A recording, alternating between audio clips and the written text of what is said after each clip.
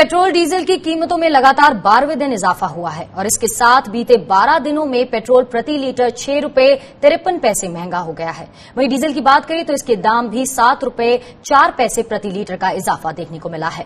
Petrol diesel के दाम में ये इजाफा तब हो रहा है जब अंतर्राष्ट्रीय बाजार में कच्चे तेल की कीमतें बेहद कम बनी हुई हैं। इस समय कच्चे तेल की कीमत $40 प्रति बैरल के आसपास चल रही है।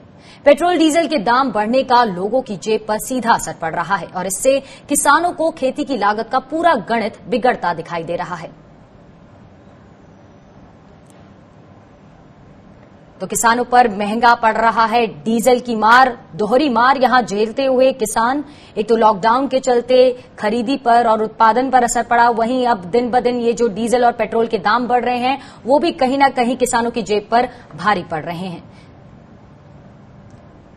इससे किसानों पर कितना असर पड़ेगा, इस पर बात करने के लिए हमारे साथ मौजूद हैं किसान नेता चौधरी पुष्पेंद्र सिंह जी। पुष्पेंद्र जी, डीजल प्रति लीटर 7 रुपए से भी ज्यादा महंगा हो गया है अब तो, और मानसून आने के साथ किसान खरीफ सीजन की फसलें बोने में जुटे हैं। ऐसे में खेती की लागत में कितना उछाल यहां आ सकता है? क्या ये लॉकडाउन के बाद किसानों पर दोहरी मार पड़ने जैसा नहीं है? देखिए, वाकई इस सरकार ने पहले नोटबंदी करके फिर जो है ये लॉकडाउन करके लगभग जो है पूरा किसान बर्बाद हो गया है जी। और अब कच्चा तेल बहुत ज्यादा सस्ता आने के बावजूद $20 तक जो है कीमत चली गई थी, अब लगभग $40 प्रति बैरल के आसपास है।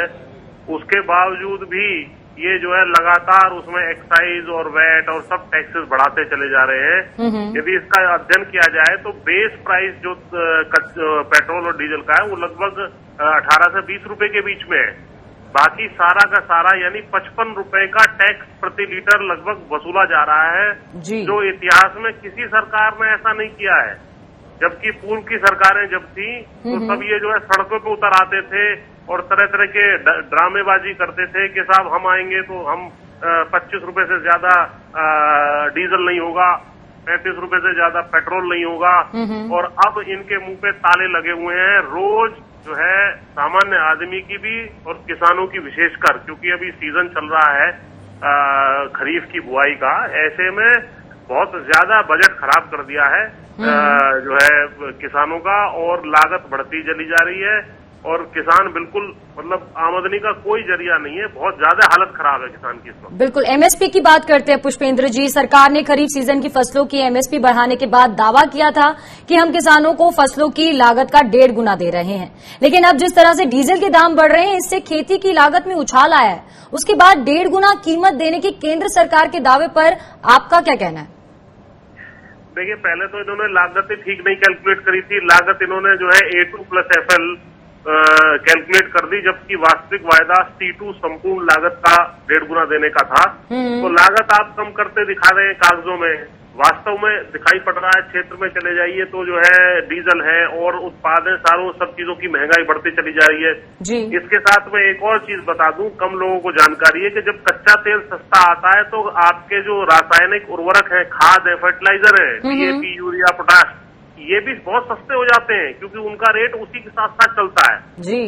ये, और क्योंकि हम बहुत बड़ी मात्रा में इनको आयात भी करते हैं तो हमारा जो है वो भी बहुत सस्ता हो रहा है। उसमें भी ये लोग सब्सिडी बचा रहे हैं, इधर एक्साइज बढ़ा रहे हैं, टैक्स बढ़ा रहे हैं, वहाँ अपनी सब्सिडी बचा रहे हैं। आज वास्तव में देखा जाए तो 700-800 रुपए का DAP का बैग मिलना चाहिए जो 1400 रुपए का ये बेच रहे हैं।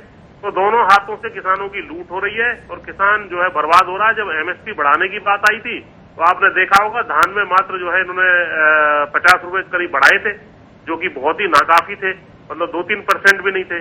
10% तो इन्होंने डीजल अभी बढ़ा दिया, 10% से ज्यादा अभी 8-10-12 दिनों के अंदर।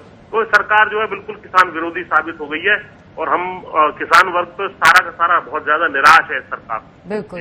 तो यहाँ खेती का पूरा गणित किसानों के लिए बिगड़ता हुआ, क्योंकि हर दिन पेट्रोल और डीजल के दाम यहाँ बढ़ते नजर आ रहे हैं। बहुत बहुत शुक्रिया पुष्पेंद्र जी हमारे साथ जुड़ने के लिए।